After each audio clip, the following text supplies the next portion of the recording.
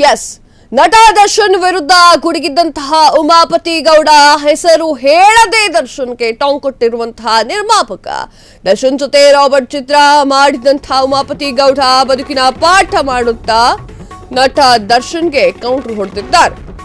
ಜೈಲಿಗೆ ಹೋಗಿ ಬಂದವರು ಎಚ್ಚರಿಕೆ ಕೊಡದೆ ನಶಿಸಿ ಹೋಗ್ತಾರೆ. ದಚ್ಚು ವಿರುದ್ಧ ಶಿರಸಿಯ ಸಿದ್ದಾಪುರದಲ್ಲಿ ಉಮಾಪತಿ ಗೌಡ ವಾಗ್ದಾಳಿಯನ್ನ ನಡೆಸಿದ್ದಾರೆ.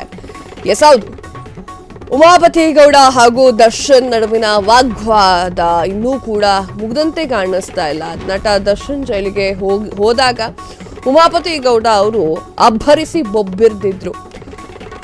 ಮಾಡಿದ್ದನ್ನು ಮಹಾರಾಯ ಅಂತ ಹೇಳಿ ಗಾದೆ ಮಾತುಗಳನ್ನ ಕೂಡ ಎಲ್ಲ ಹೇಳಿದ್ರು.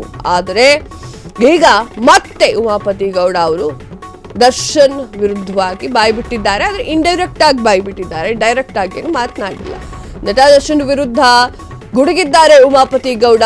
ಹೆಸರು ಹೇಳದೆ ದರ್ಶನ್ಗೆ ಟಾಂಗ್ ಅನ್ನ ನೀಡಿದ್ದಾರೆ ನಿರ್ಮಾಪಕರು. ದರ್ಶನ್ ಜೊತೆಗೆ ರಾಬರ್ಟ್ ಚಿತ್ರವನ್ನ ಮಾಡಿದ ಉಮಾಪತಿ ಗೌಡ ಹಾಗೂ ದರ್ಶನ್ ರಾಬರ್ಟ್ ಸಿನಿಮಾ ವಿಚಾರಕ್ಕಾಗಿ ಬೀದಿ ರಂಪಾಟ ಮಾಡ್ತಾ ಇದ್ರು. ಸ್ಟೇಜ್ ಎಲ್ಲಿ ಸಿಕ್ತಿತ್ತೋ ಅಲ್ಲಿ ಸ್ಟೇಜ್ ಅಲ್ಲಿ ನಿಂತ್ಕೊಂಡು ಮಾತನಾಡ್ತಾ ಇದ್ರು.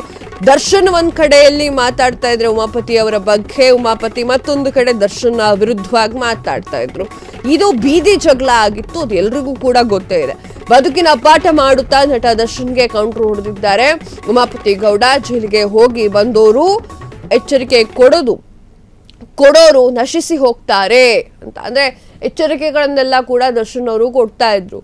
ಅಯ್ಯೋ ತಗಡೆ ಎನ್ನುವಂತಹ ಮಾತುಗಳನ್ನು ಕೂಡ ದರ್ಶನ್ ಅವರು ಯೂಸ್ ಮಾಡಿದ್ರು. ಸೊ ಆ ಒಂದು ಕಾರಣಕ್ಕಾಗಿ ಇವರು ಇಂಡೈರೆಕ್ಟ್ ಆಗಿ ಮಾತನಾಡ್ತಾ ಇದ್ದಾರೆ. ಜೈಲಿಗೆ ಹೋಗಿ ಬಂದವರು ಎಚ್ಚರಿಕೆ ಕೊಡೋರು ನಶಿಸಿ ಹೋಗ್ತಾರೆ ಎನ್ನುವಂತಹ ವಿಚಾರವನ್ನ ಉಮಾಪತಿ ಅವರು ಹೇಳಿದ್ದಾರೆ. ಶಿರಸಿಯ ಸಿದ್ದಾಪುರದಲ್ಲಿ ಉಮಾಪತಿ ಗೌಡ ವಾಗ್ದಾಳಿಯನ್ನು ನಡೆಸಿದ್ದಾರೆ. ನಾನು ಅನೇಕ ಕಷ್ಟಗಳನ್ನ ಎದುರಿಸಿದ್ದೇನೆ, ಅನೇಕ ತಂಟೆ ತಕರಾರುಗಳನ್ನ ಎದುರಿಸಿದ್ದೇನೆ. ಹಲವರು ಹೇಳಿದ್ರು, ಯಾಕಪ್ಪ ನೀನು ದೊಡ್ಡೋರನ್ನ ಎದುರು ಹಾಕೊಂತಿದ್ಯಾ ಅಂತ. ನಾನು ಎದುರು ಹಾಕೊಳ್ತಾ ಇಲ್ಲ, ಅವರು ಎದುರು ಹಾಕೊಳ್ತಾ ಇದ್ದಾರೆ. ನಾನು ಮಾಡೋ ಕೆಲಸ ಒಳ್ಳೆಯವರಿಗೆ, ಅಂದ್ರೆ ಒಳ್ಳೇದಿದ್ರೆ ಯಾರಿಗೂ ಕೂಡ ಭಯ ಪಡುವಂತಹ ಅವಶ್ಯಕತೆ ಇರೋದಿಲ್ಲ. ಯಾವುದೇ ಕಾರಣಕ್ಕೂ ನಾನು ಯಾವುದಕ್ಕೂ ಕೂಡ ಭಯ ಬೀಳೋದಿಲ್ಲ. ನನ್ನ ಭಯ ಬೀಳಿಸೋ ಶಕ್ತಿ ಯಾರಿಗೂ ಕೂಡ ಇಲ್ವೇ ಇಲ್ಲ. ಹೆಸರು ಕೇಳಿದ್ರೆ ದರ್ಶನ್ಗೆ ಕೌಂಟರ್ ಕೊಟ್ಟು, ಅಂದ್ರೆ ಹೆಸರು ಹೇಳಲಿಲ್ಲ, ಹಂಗೆ ದರ್ಶನ್ಗೆ ಕೌಂಟರ್ ಅನ್ನ ಕೊಟ್ಟಿದ್ದಾರೆ ಉಮಾಪತಿ ಗೌಡ ಅವರು. ಎಸ್, ಒಂದಿಷ್ಟು ಮಾತುಗಳನ್ನ ಆಡಿದ್ದಾರೆ. ಶಿರಸಿ ಸಿದ್ದಾಪುರದಲ್ಲಿ ಮಾತನಾಡಿದಂತಹ ಉಮಾಪತಿ ಅವರು ನನಗೆ ಅನೇಕರು ಕಷ್ಟವನ್ನ ಕೊಟ್ಟಿದ್ದಾರೆ, ಅದನ್ನ ಎದುರಿಸಿದ್ದೀನಿ. ನಾನು ಅನೇಕರ ತಂಟೆ ತಕರಾರುಗಳನ್ನು ಕೂಡ ನಾನು ಎದುರಿಸಿದ್ದೇನೆ. ಹಲವರು ಹೇಳಿದ್ರು, ಯಾಕಪ್ಪ ನಿನಗೆ ದೊಡ್ಡವರು ಎದುರಾಕೊಳ್ಳೋದು ಯಾಕೆ ನೀನು ಅಂತ ಕೇಳಿದ್ರು. ನಾನು ಎಲ್ಲವನ್ನೂ ಕೂಡ ಎದುರು ಹಾಕೊಂಡಿದ್ದೀನಿ, ನನ್ನ ಎದುರು ಹಾಕಿಕೊಳ್ಳಲ್ಲ. ಅಂದ್ರೆ ಅವರು ದರ್ಶನ್ ಅವರಿಗೆ ಇಂಡೈರೆಕ್ಟ್ ಆಗಿ ಮಾತನಾಡಿದ್ದಾರೆ. ಇಂಡೈರೆಕ್ಟ್ ಆಗಿ ದರ್ಶನ್ ಅವರನ್ನ ಪಾಯಿಂಟ್ ಔಟ್ ಮಾಡಿದ್ದಾರೆ. ನಾನು ಮಾಡೋ ಕೆಲಸ ಒಳ್ಳೇದಿದ್ರೆ ಯಾರಿಗೂ ಕೂಡ ಭಯ ಪಡುವಂತಹ ಅವಶ್ಯಕತೆ ಇಲ್ಲ ಅಂತ ಹೇಳಿ ಉಮಾಪತಿ ಅವರು ಹೇಳ್ಕೊಂಡಿದ್ದಾರೆ. ಯಾವುದೇ ಕಾರಣಕ್ಕೂ ಕೂಡ ನಾನು ಯಾವುದಕ್ಕೂ ಭಯ ಬೀಳೋದಿಲ್ಲ, ನನ್ನ ಭಯ ಬೀಳಿಸೋ ಶಕ್ತಿ ಯಾರಿಗೂ ಕೂಡ ಇಲ್ಲ. ಹೆಸರು ಹೇಳದೆ ದರ್ಶನ್ಗೆ ಕೌಂಟರ್ ಕೊಟ್ಟಿದ್ದಾರೆ ಉಮಾಪತಿ ಗೌಡ್. ಬದುಕಿನಲ್ಲಿ ಎರಡು ರೀತಿಯ ಜನ ಇರ್ತಾರೆ ಅಂತ ಹೇಳಿದಂತಹ ಉಮಾಪತಿ ಗೌಡ, ಇನ್ನೊಬ್ಬರಿಗೆ ಮಾದರಿಯಾಗಿ ಇರೋರು ಒಂದು ವರ್ಗ, ಇನ್ನೊಂದು ವರ್ಗದ ಎದುರು ಎಚ್ಚರಿಕೆ ಕೊಡುವಂತೋರು. ಜೈಲಿಗೆ ಹೋಗಿ ಬಂದವರು ಎಚ್ಚರಿಕೆ ಕೊಡುವಂತೋರು. ಎಚ್ಚರಿಕೆಯಾಗಿ ಇರೋ ಬದುಕೋದಲ್ಲ, ಇನ್ನೊಬ್ಬರಿಗೆ ತೊಂದರೆ ಕೊಟ್ಟು ನಶಿಸಿ ಹೋಗೋರು. ದರ್ಶನ್ ವಿರುದ್ಧ ವೇದಿಕೆ ಮೇಲೆ ಹರಿಹಾಯ್ದಂತಹ ಉಮಾಪತಿ ಗೌಡ. ಎಸ್, ಉಮಾಪತಿ ಗೌಡ ಅವರು ದರ್ಶನ್ ವಿರುದ್ಧವಾಗಿ ಸಾಕಷ್ಟು ಮಾತುಗಳನ್ನ ಆಡಿದ್ದಾರೆ. ಇಂಡೈರೆಕ್ಟ್ ಆಗಿ ದರ್ಶನ್ ಅವರ ಬಗ್ಗೆ ಮಾತನಾಡಿದ್ದಾರೆ. ಇವರಿಬ್ಬರ ವಾಗ್ದಾಳಿ ಇನ್ನೂ ಮುಗ್ದಂತೆ ಕಾಣಿಸ್ತಾ ಇಲ್ಲ. ನಿರ್ಮಾಪಕ ಉಮಾಪತಿ ಗೌಡ ಮತ್ತೆ ಸುದ್ದಿಯಲ್ಲಿದ್ದಾರೆ. ಉತ್ತರ ಕನ್ನಡ ಜಿಲ್ಲೆಯ ಸಿರ್ಸಿ ಸಿದ್ದಾಪುರ ಹಗಲಗಡಿಗೊಪ್ಪದಲ್ಲಿ ನಡೆದಂತಹ ಒಕ್ಕಲಿಗರ ಸಮುದಾಯದ ಭವನ ಶಂಕುಸ್ಥಾಪನೆಯ ವಿಚಾರವಾಗಿ ಕಾರ್ಯಕ್ರಮದಲ್ಲಿ ಉಮಾಪತಿ ಅವರು ಭಾಗಿಯಾಗಿದ್ದಾರೆ. ಈ ವೇಳೆ ವೇದಿಕೆ ಮೇಲೆ ಮಾತನಾಡಿದಂತಹ ಉಮಾಪತಿ ಅವರು ಅದೇನ್ ಹೇಳಿದ್ದಾರೆ ಅನ್ನೋದ್ರ ಬಗ್ಗೆ ನೋಡ್ಕೊಂಡು ಬರೋಣ ಬನ್ನಿ. ನಿಂತಿದ್ದೀನಿ ಅಂತಾದ್ರೆ ಅನೇಕ ಕಷ್ಟಗಳನ್ನ, ಅನೇಕ ಗಂಟೆ ತಕರಾರುಗಳನ್ನ ಎದುರಿಸಿ ಈ ವೇದಿಕೆ ಮೇಲೆ ನಿಂತಿದ್ದೀನಿ. ನನ್ಗೆಲ್ಲರೂ ಕೇಳ್ತಾರೆ, ಏನಪ್ಪಾ ಮಾಡ್ತೀಯಾ, ದೊಡ್ಡ ದೊಡ್ಡವ್ರನ್ನ ಎದುರಾಕೊಂತೀಯ ಅಂತ. ನಾನು ಎದುರಾಕೊಳ್ಳಲ್ಲ, ನನ್ನವ್ರು ಎದುರಾಕೊಡ್ತಾರೆ. ಆಮೇಲೆ ದಿನದಿನಕ್ಕೂ ಒಂದು ತಲೆಯಲ್ಲಿ ಹಿಡ್ಕೋಬೇಕಾಗ್ತದೆ. ನಾವು ಗಟ್ಟಿಗಿದ್ದೀವಿ, ನಾವು ಮಾಡೋ ಕೆಲಸ ಒಳ್ಳೇದಾದ್ರೆ ನಾವು ಯಾರಿಗೂ ಭಯ ಬೀಳಬೇಕಾಗಿಲ್ಲ. ಭಯ ಬೀಳಬೇಕಾದ್ರೆ ನಮಗೆ ಗುರು ಹಿರಿಯರಿಗೆ ನಾವು ಭಯ ಬೀಳಬೇಕು, ನಮ್ಮ ತಂದೆ ತಾಯಿಗಳು ಭಯ ಬೀಳಬೇಕು, ಬಂಧು ಮಿತ್ರರಿಗೆ ಭಯ ಬೀಳಬೇಕು, ಒಳ್ಳೆ ಕೆಲಸ ಮಾಡುವಂತವ್ರಿಗೆ ನಾವು ಭಯ ಬೀಳಬೇಕಾಗ್ತದೆ. ಯಾವುದೇ ಕಾರಣಕ್ಕೂ ನಾನು ಯಾವುದಕ್ಕೂ ಭಯ ಬೀಳಲ್ಲ. ನನ್ನ ಭಯ ಬೀಳಿಸುವಂತ ಶಕ್ತಿ ಯಾರಿಗೂ ಇಲ್ಲ. ಸರಿಯಾದ ದಾರಿಯಲ್ಲಿ ಸಂಪಾದನೆ ಮಾಡ್ತಾ ಇದ್ದೀನಿ. ಸಾಯೋವರೆಗೂ ಇನ್ನೊಬ್ಬರಿಗೆ ಮಾದರಿಯಾಗಿರ್ತೀನಿ ಹೊರತು ಇನ್ನೊಬ್ಬರಿಗೆ ಎಚ್ಚರಿಕೆ ಆಗೋ ರೀತಿ ನಾನು ಯಾವುದೇ ಕಾರಣಕ್ಕೂ ಬದುಕಲ್ಲ. ಎರಡು ರೀತಿ ಬದುಕಿದೆ.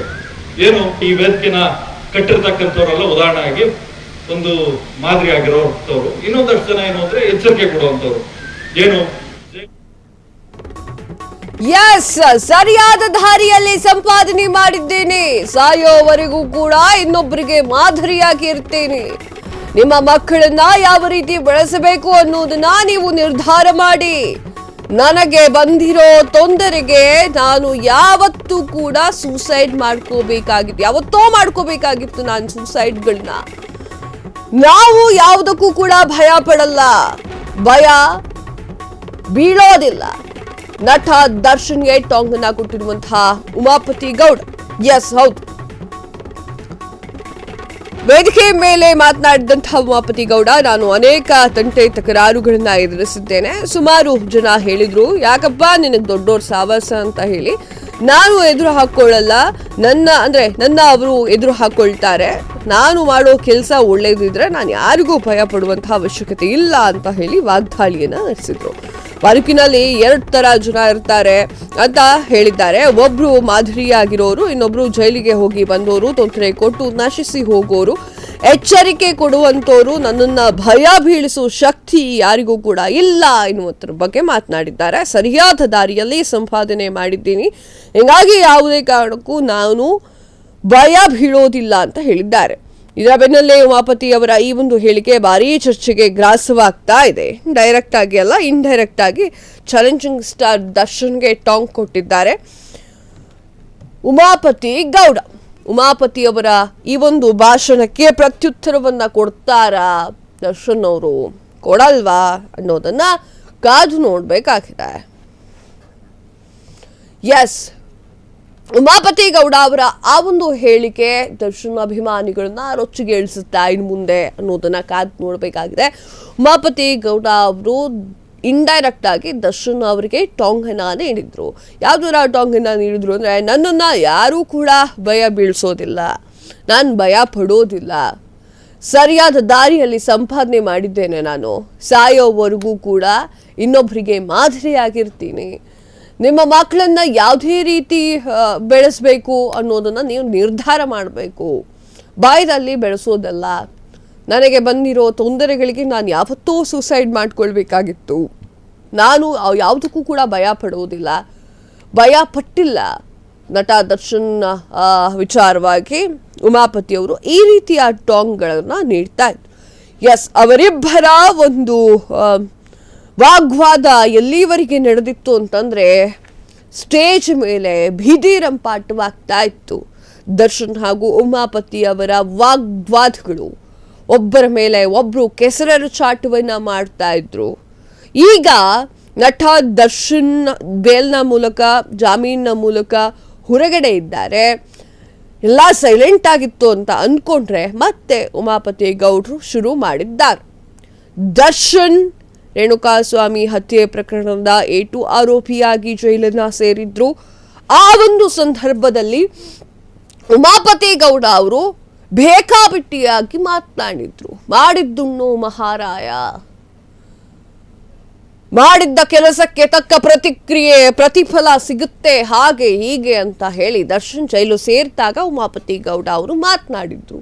ತದನಂತರ ದರ್ಶನ್ ಜಾಮೀನಿನ ಮೂಲಕ ಜೈಲಿಂದ ವಾಪಸ್ ಬಂದ್ರು. ಆಗ ಸೈಲೆಂಟ್ ಆಗಿದ್ದಂತಹ ಉಮಾಪತಿ ಅವರು ಈಗ ಹಳೆ ವಿಚಾರಗಳನ್ನ ಕೆದಕೊಳ್ತಾ ವೈಲೆಂಟ್ ಆಗ್ತಾ ಇದ್ದಾರೆ. ಇದೆಲ್ಲಿಗೆ ಹೋಗುತ್ತೋ ಕಾದು ನೋಡಬೇಕಾಗಿದೆ. ದರ್ಶನ್ ಅಭಿಮಾನಿಗಳು ಕೆಂಡ ಕಾರುವಂತಹ ಪರಿಸ್ಥಿತಿ ಎದುರಾಗ್ತಾ ಇದೆ. ಯಾಕಂತಂದ್ರೆ ಇವರ ಈ ಒಂದು ಹೇಳಿಕೆಗಳೆಲ್ಲವೂ ಕೂಡ ದರ್ಶನ್ ಅಭಿಮಾನಿಗಳನ್ನ ಕೆರಳಿಸುತ್ತೆ. ಆ ಒಂದು ಕಾರಣಕ್ಕೆ ಮುಂದೆ ಏನಾಗುತ್ತೆ ಅನ್ನೋದು ಕಾದು ನೋಡ್ಬೇಕಾಗಿದೆ.